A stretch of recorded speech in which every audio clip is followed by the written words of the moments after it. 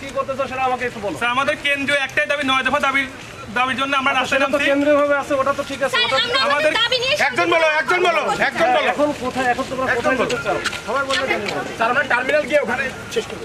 মানে এখান থেকে তুমি যেতে চাই। আবার তোমরা একটা কাজ করো, বিজ্ঞান প্রযুক্তি তোমরা না ম্যাক্সিমাম বিজ্ঞান প্রযুক্তি তোমরা এই যে ক্যাম্পাসের মধ্যে থাকো, তখন ওইখানে গেলে আমি বলি তোমার যেটা হবে। এখন তো তোমরা বুঝতো যে গতকাল যে ঘটনা, গতকালের যে জামাত শিবির যেটা নিষিদ্ধ ঘোষণা ওইটার প্রেক্ষিতে ওইখানে আবার দারুল আমান ট্রাস্ট আছে, বিভিন্ন রকম প্রতিষ্ঠান আছে।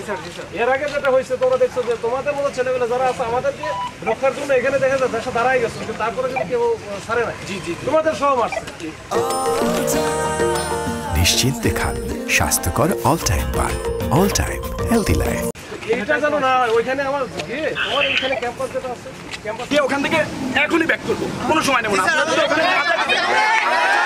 রেল পাসিং ওইখানে গিয়ে ওখান থেকে ব্যাক করব।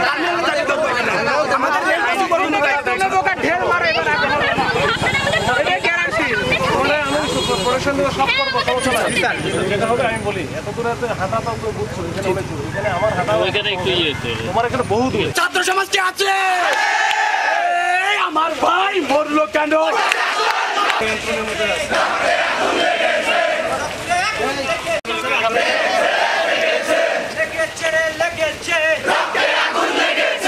আমার ভাইয়ের রক্ত খুনিদের বিরুদ্ধে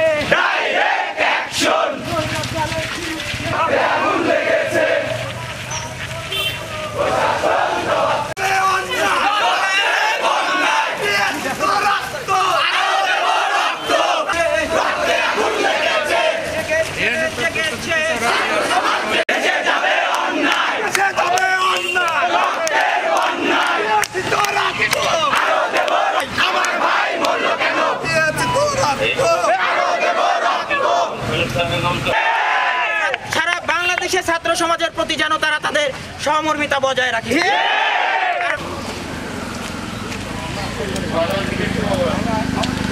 এই চান্দের বাড়ি কই?